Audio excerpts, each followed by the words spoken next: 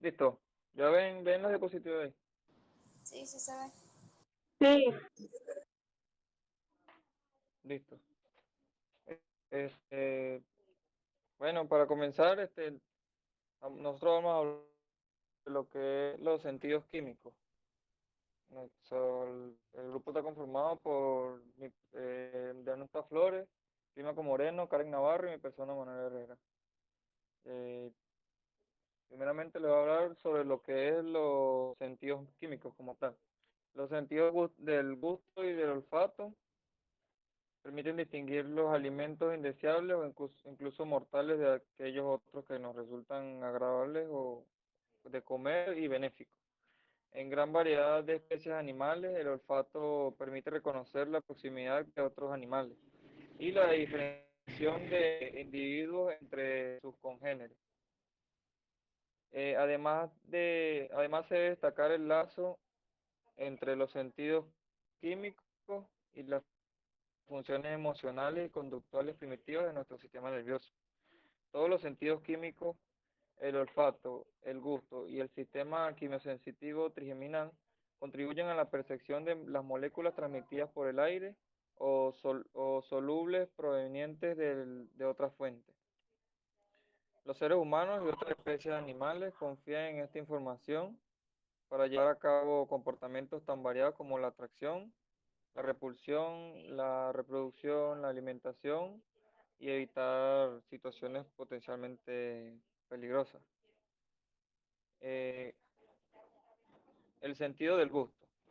La importancia del gusto radica en que permite a una persona escoger los alimentos en función de sus deseos y a menudo según las necesidades metabólicas y nutricionales de los tejidos corporales. El gusto constituye sobre todo una función de las papilas gustativas que se encuentran distribuidas en distintas regiones anatómicas de la boca. Pero con frecuencia el sentido del olfato también contribuye poderosamente en la percepción de los sabores.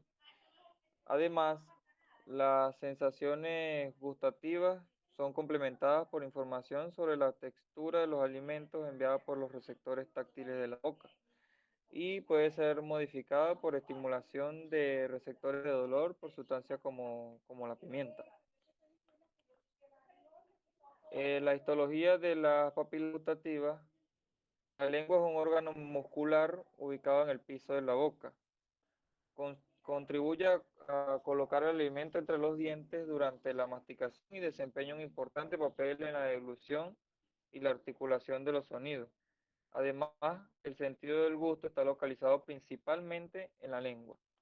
La masa principal de la lengua se encuentra formada por musculatura esquelética y células adiposas. La lengua presenta una porción móvil, el cuerpo de la lengua y una porción fija, que es la raíz. La superficie dorsal de su cuerpo está dividida por un surco en forma de V, el surco lingual o terminal. El cuerpo de la lengua tiene un aspecto característico, ya que por delante del surco lingual o terminal se puede apreciar un gran número de prominencias que corresponden a a las papilas linguales. A su vez, la raíz de la lengua muestra prominencias de mayor tamaño e irregularidades en su superficie. Estas papilas se encuentran formadas por un núcleo de tejido conectivo recubierto por epitelio plano estratificado y por su forma se clasifican en cuatro tipos: papilas filiformes, papilas fungiformes, papilas calciformes y papilas foliadas. Las papilas filiformes son las más abundantes y de menor tamaño, de 2 a 3 milímetros de largo. Sus extremos son ahusados y apuntan hacia atrás. El epitelio queratinizado que le recubre confiere a la lengua un color grisáceo. Las papilas fungiformes se encuentran dispersas entre la masa de papilas filiformes y en menor proporción que esta. Su nombre se debe a la forma de hongo que las caracteriza. Su núcleo de tejido conectivo está ricamente vascularizado. El epitelio que las recubre está escasamente queratinizado. En el epitelio, en la parte superior de la papila, se encuentran los corpúsculos gustativos aislados. Las papilas caliciformes se ubican en hilera por delante de las ramas divergentes del surco terminal. por lo general en número de 10. Estas papilas son las de mayor tamaño en la lengua y se encuentran deprimidas con respecto a la superficie de esta y rodeadas por una invaginación circular. El epitelio no se encuentra queratinizado y en la superficie se observan abundantes corpúsculos gustativos orientados hacia la invaginación que rodea la papila. En el fondo de este surco desembocan lo que es los conductos de las glándulas serosas de von Ebner. Papilas foliadas. Están ubicadas hacia atrás en los bordes de la lengua, a cada lado. En la superficie de las papilas foliadas hay numerosos corpúsculos gustativos. Ajá, los corpúsculos gustativos. Los corpúsculos gustativos se encuentran en mayor proporción en las papilas, pero también es posible encontrarlos en el paladar, los pilares del velo palatino, la faringe y la laringe. Los corpúsculos gustativos son cuerpos ovales o alargados, de color claro, que se extienden perpendiculares a la membrana basal hasta una pequeña cavidad ubicada en la superficie del epitelio plano estratificado, el poro gustativo, pues. El corpúsculo gustativo se compone de aproximadamente 50 células alargadas que se organizan en capas una sobre otra y que convergen con sus extremidades apicales hacia el poro gustativo. Se va a diferenciar cuatro tipos celulares, posiblemente distintos estados de un mismo tipo celular. Las células basales que dan origen a células oscuras, que a su vez se diferencian en células intermedias que preceden a las células claras. Las células intermedias oscuras y claras poseen microvellosidades que se proyectan a una cavidad llena de glucoproteínas ubicada justo debajo del poro gustativo. Cada corpúsculo gustativo es inervado por numerosas fibras aferentes. Cada fibra nerviosa inerva en promedio unos 5 corpúsculos. Vengo con mi compañero Daniuca, creo, Daniuca o Clima también. Sí, continúo yo. Pasa la diapositiva. ¿Cómo? Ajá. No, ya, listo, ya veo la diapositiva. Ok, ¿La la quito? percepción del gusto es la capacidad. No, ahí está bien. ¿Me escuchan? Sí. Sí. Ajá. La percepción del gusto, como estaba diciendo, es la capacidad que tenemos de percibir los diferentes sabores a través de la lengua. Es allí donde podemos encontrar los diferentes sabores, que si el ácido, el salado, el dulce, el amargo y el umami, que también es una palabra japonesa que significa delicioso. Bien, sin embargo, una persona puede percibir muchos sabores distintos. Lo que se supone que todos ellos van a resultar una combinación de distintas proporciones de las sensaciones gustativas que podemos percibir, que aún así siguen existiendo limitaciones para que en este sistema de clasificación ya que las personas experimentan sensaciones gustativas que podrían considerarse como elementales, en las que se van a incluir las astringencias, picantes, de las grasas, el almidón y los distintos gustos metálicos. Pásala.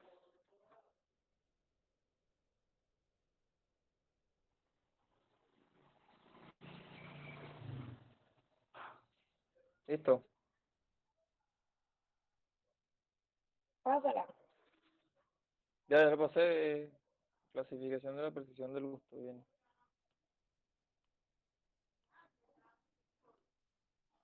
¿Se ve? Ajá. Bien. Entonces, como lo mencioné ahorita, este se clasifica en umami.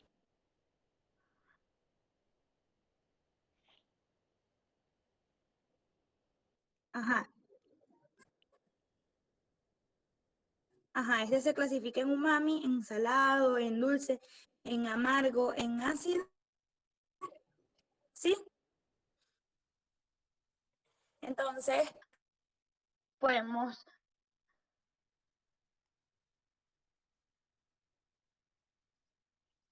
percibir todos aquellos sabores que, por decirlo así, son salados,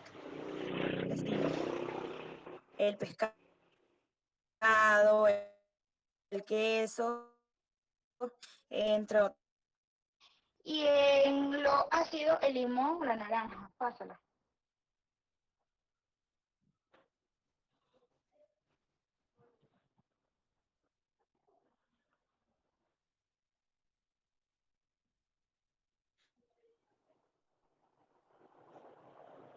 Manuel, pásala. Ya la pasé. No, no sabe. Sí, ya la pasaste.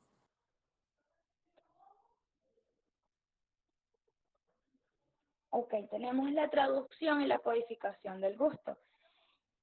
En el sabor, en el salado, este sabor, este sabor, sí, ahorita ya me sale. Este sabor se va a deber a las sales ionizadas, que aunque los aniones también contribuyen a las principales, que son los principales responsables de este sabor salado.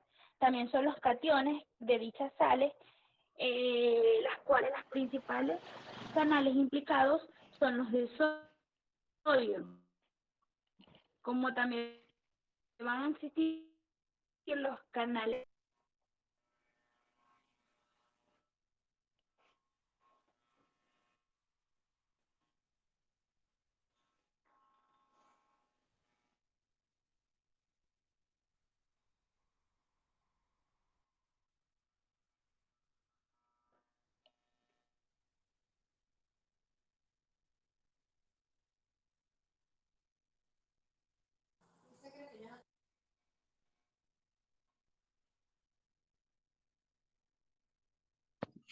¿Terminó Daniuska?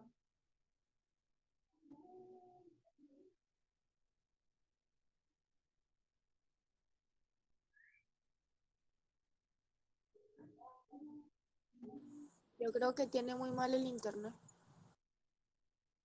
Yo creo que Sí, se desconectó. porque no se escuchaba nada, se escuchaba todo entrecortado.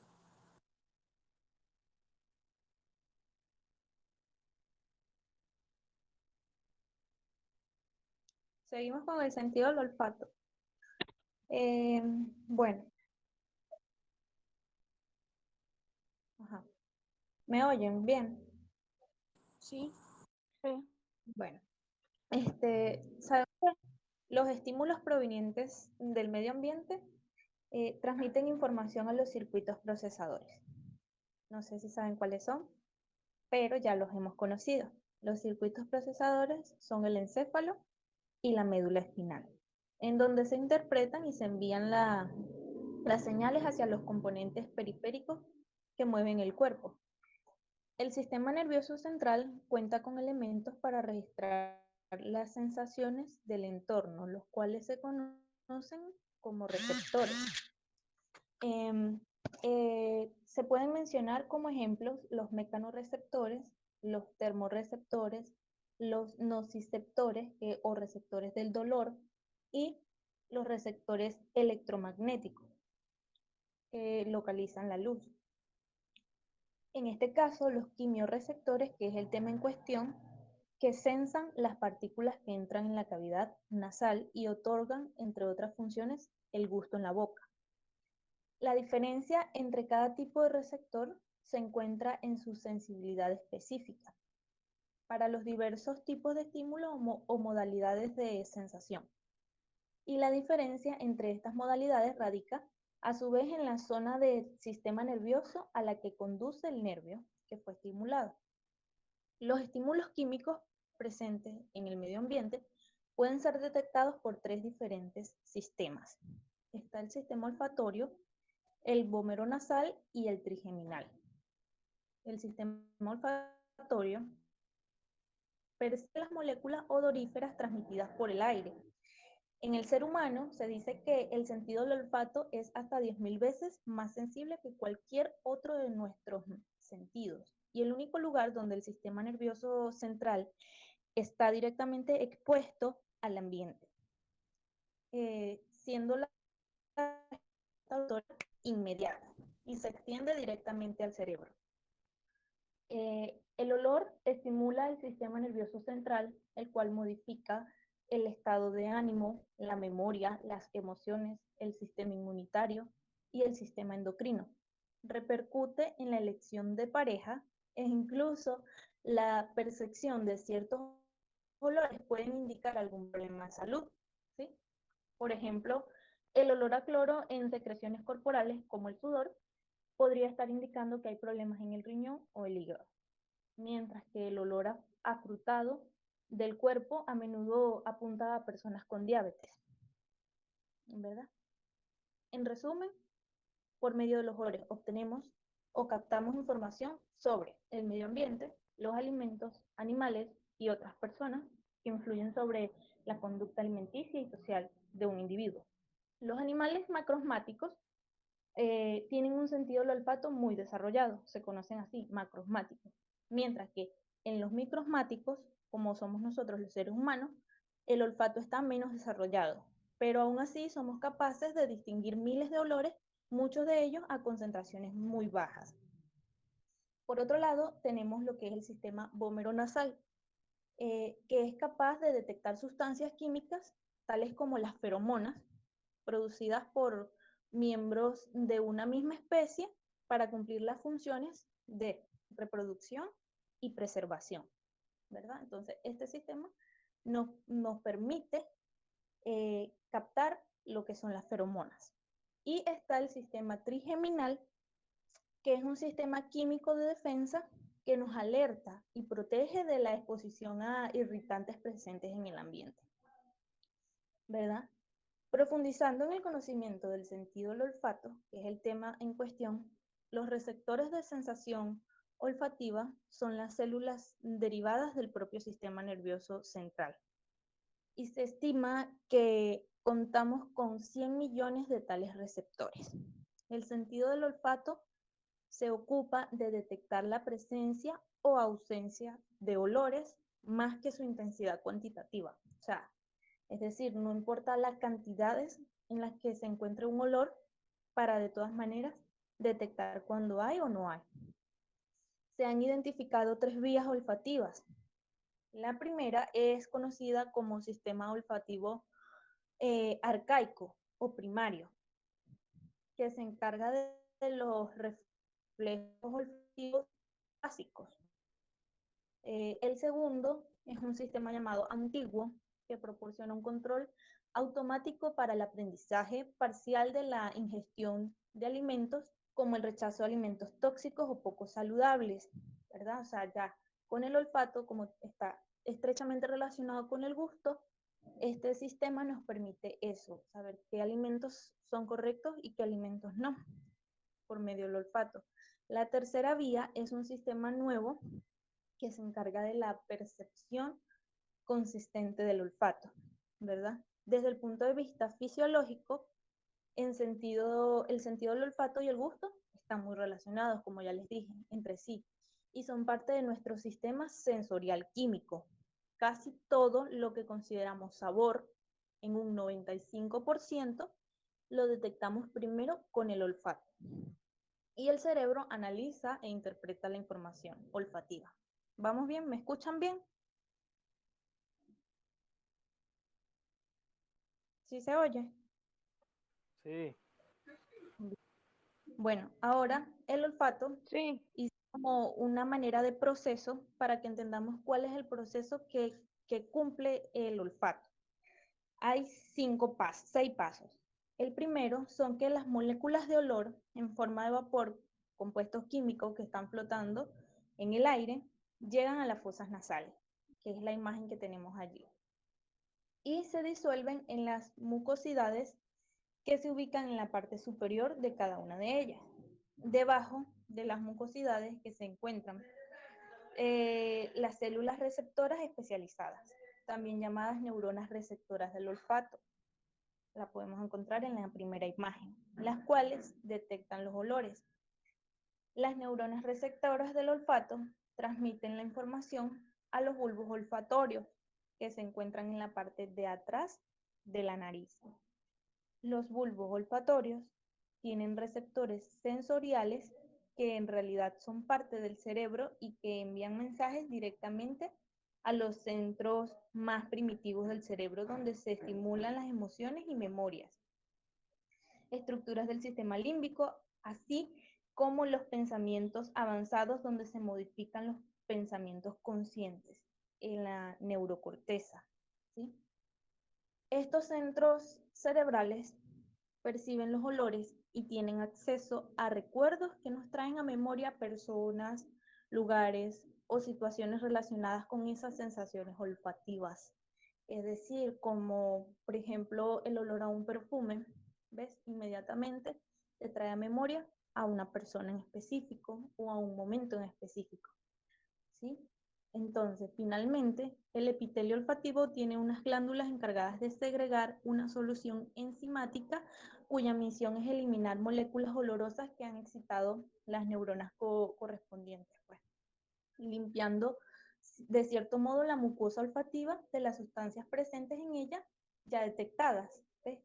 El mismo ejemplo, como que olemos un perfume demasiado fuerte, entonces es necesario que estas moléculas sean segregadas en cierto momento para que ya el olor del perfume en un momento pase, ¿sí?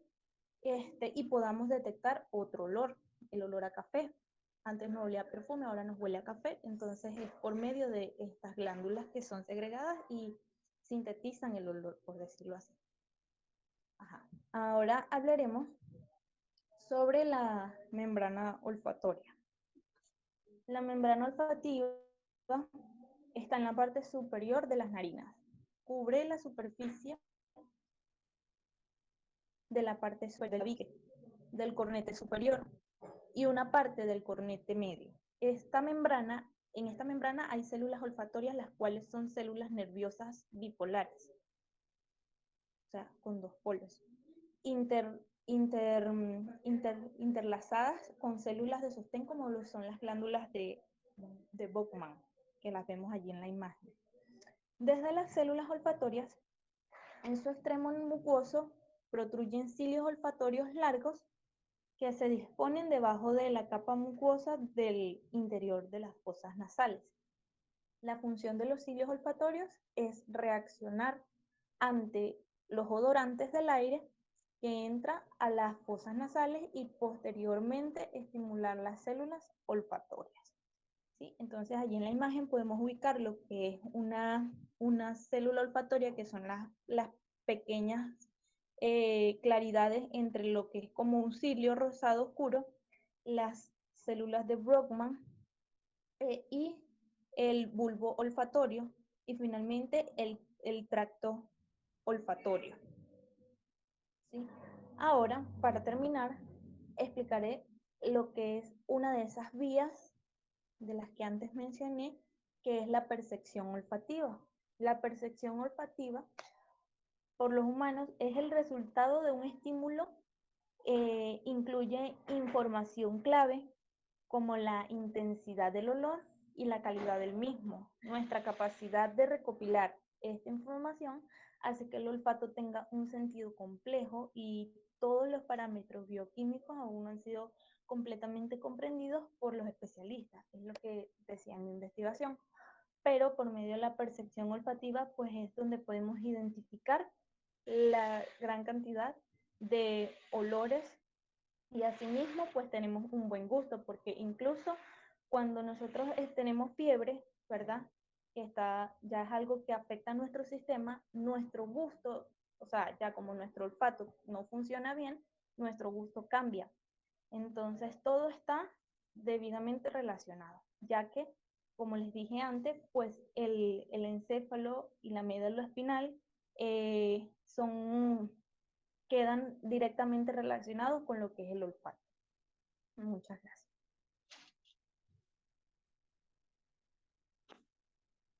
Ok, con el internet, por eso empecé yo mi presentación.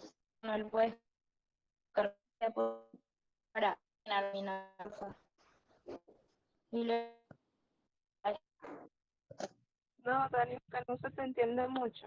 Se escucha muy cortado. ¿me escuchan? Ahí sí un poquito mejor, pero sigue hablando a ver.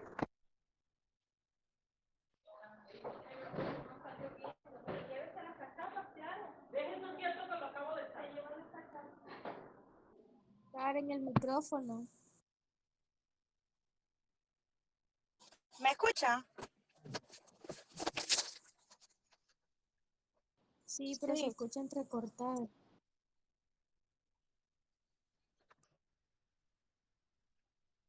Manuel, coloca mi dispositivo a ver si me escuchan bien. Lo que pasa es que la señal anda un poco mal.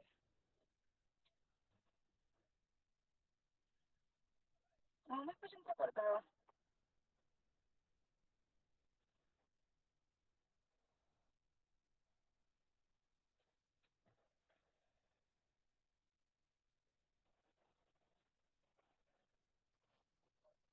¿Me escucho? Sí, ahí sí. Sí, Ok.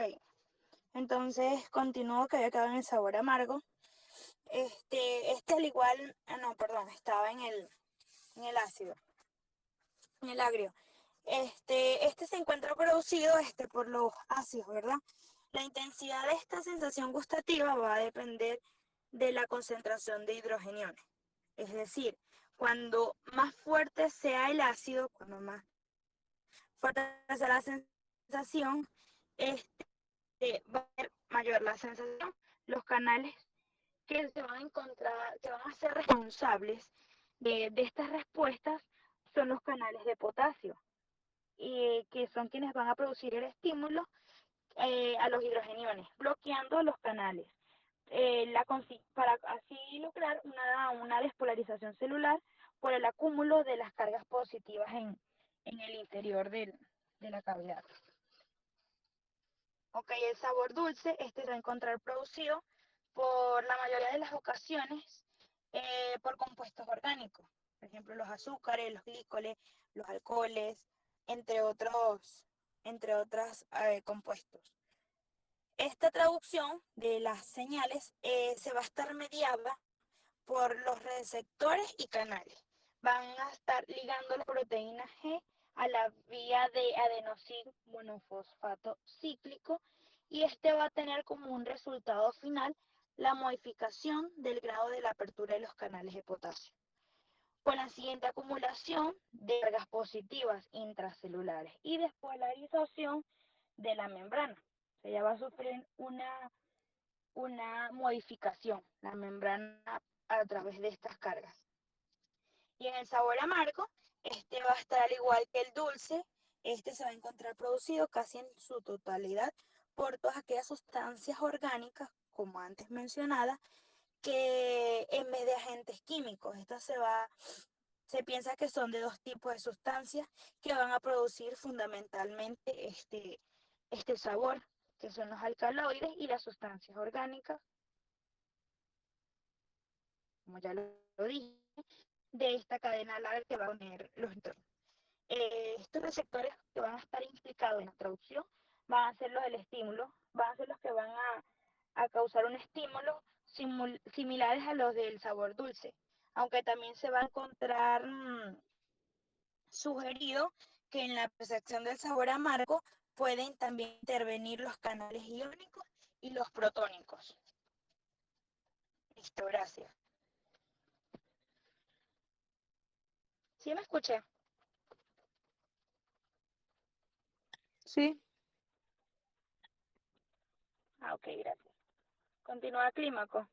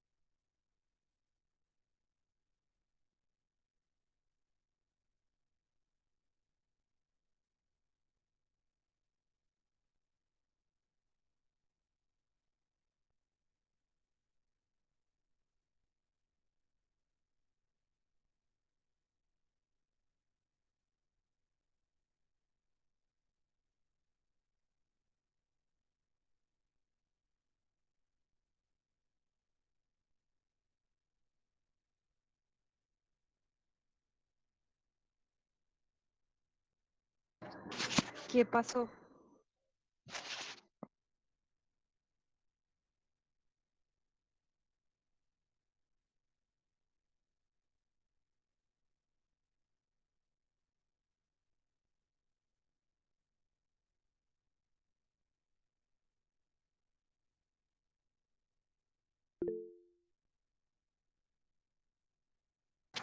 Yo no oigo nada. Yujú.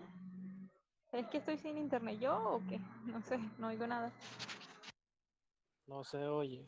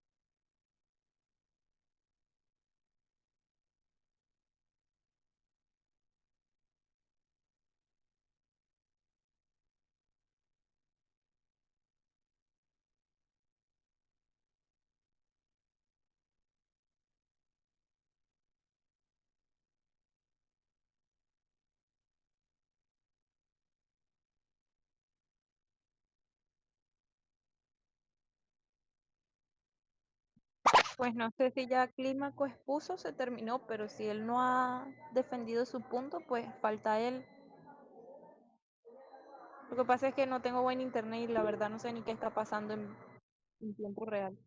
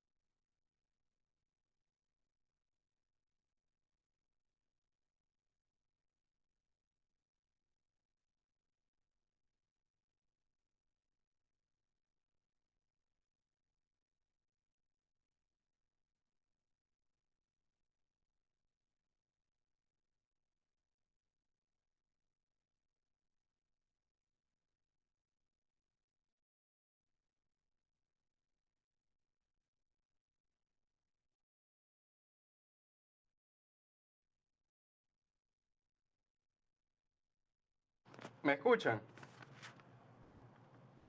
Sí, Ahora sí, no, disculpen, ya. Manuel se salió con las láminas.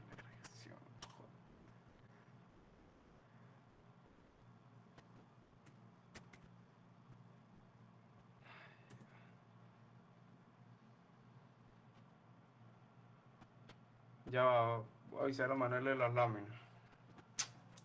Madre, joder. Ya le estoy escribiendo para que se conecte de nuevo.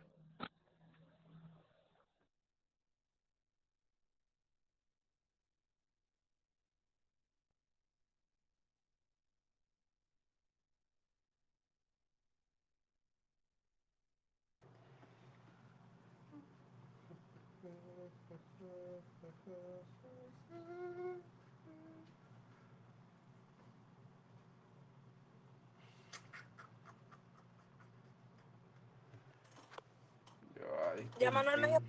Disculpen. Ok, gracias.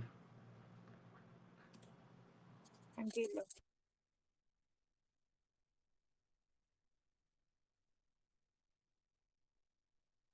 Sí, falta clímaco, por exponer. Lo que pasa es que se le dio el internet. Sí, sí, sí.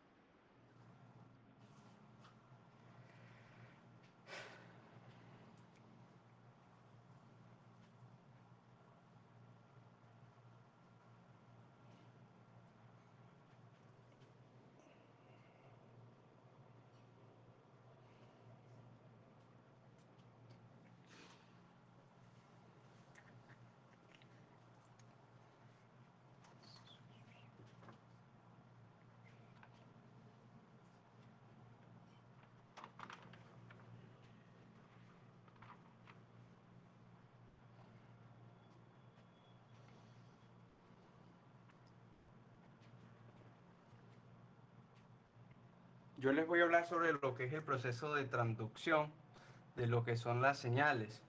La transducción viene siendo prácticamente el proceso que da un mensaje a otra cédula. Esto es a través que ocurre lo que es un potencial de acción transmitida a lo largo de los axones. Bueno, la transducción de las señales receptoras es un intercambio directo entre las moléculas de citoplasma y células adyacentes que lo que hacen es comunicar o mandar el mensaje. Además, estos se comunican a través de una síntesis y una liberación del medio extracelular, permitiendo así que sean reconocidas por lo que son las células blancas.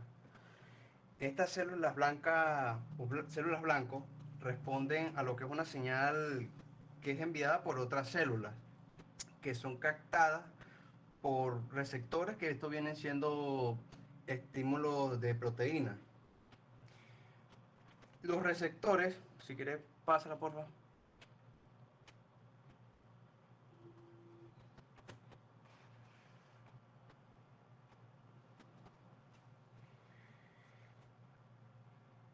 Pásala.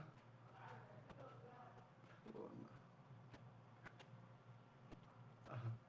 Estos receptores se clasifican lo que son en dos, los intracelulares y los receptores de superficie. Los receptores intracelulares son proteínas que se ubican en lo que es en el citoplasma o en el núcleo, que son moléculas que son liposolubles, que pueden difundirse a través de lo que es la membrana plasmática. Los receptores de superficie son los que transportan o ubican a lo largo de la membrana plasmática, que estos se fijan en moléculas hidrosolubles. Entre las relaciones está el cambio en la concentración de ciertas moléculas del citoplasma, que son segundos mensajeros, que estos actúan como señales intracelulares que actúan o inhiben lo que son las enzimas o proteínas que tienen el proceso de participación, como aparece en la lámina, de lo que son los mensajeros que mandan así a todo lo que es la corteza. Los receptores de superficie celular pueden usar distintos mecanismos de transducción, como son los receptores de canal iónico, receptores con actividad enzimática, receptores asociados con la proteína G, que es lo más común. Los receptores asociados al canal iónico son proteínas que se organizan con lo que es la forma, el canal de... Son membranas que se cruzan, permitiendo así el flujo de los iones entre ellas. La actividad enzimática viene siendo una actividad que se une a lo que es el receptor, que responden como proteínas quinasas. El asociado de la proteína G regula lo que es la actividad enzimática, implicando lo que es la generación de segundos mensajeros. Pásala, por favor.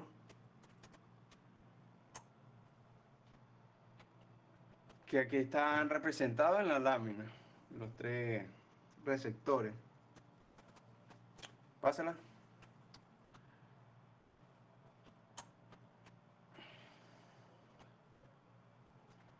Lo que viene siendo la transducción de las señales olfatorias comienzan con lo que son los receptores odíferos, que estos son los que percatan el olor, que son moléculas que son activadas a través, como ya lo explicaron, lo que es el bulbo olfatorio.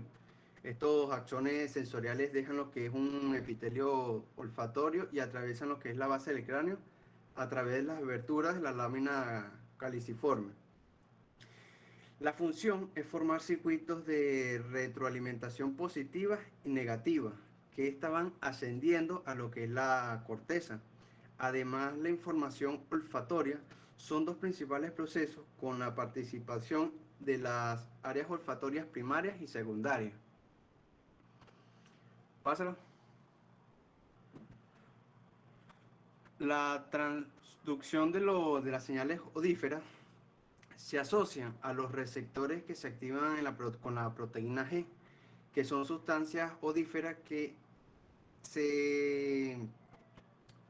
lo que conduce a un AMP cíclico, lo que permite un flujo de lo que es un flujo de un potencial de acción, lo que esto crea a través permitido así por lo que es el sodio y el calcio, si no me equivoco.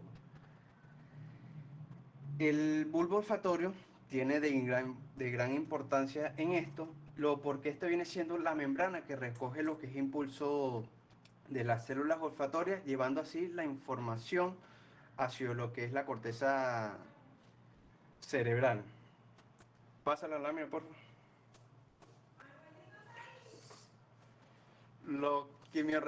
La quimiorecepción trigeminal, o son los receptores gustativos, todo este proceso prácticamente lo que lleva es un potencial de acción de neuronas aferentes, es decir, que ascienden.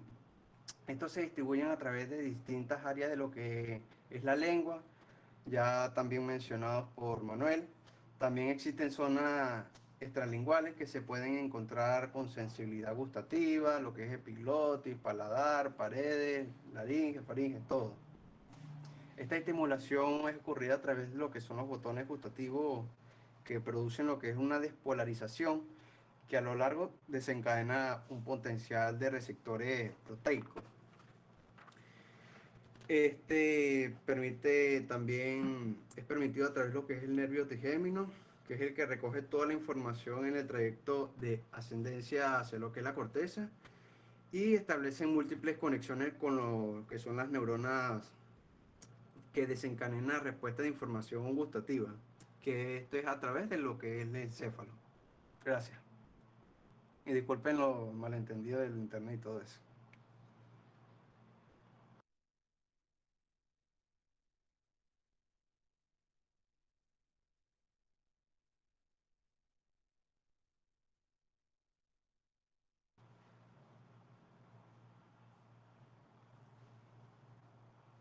Bueno, en la lámina ya, bueno, ya, gracias.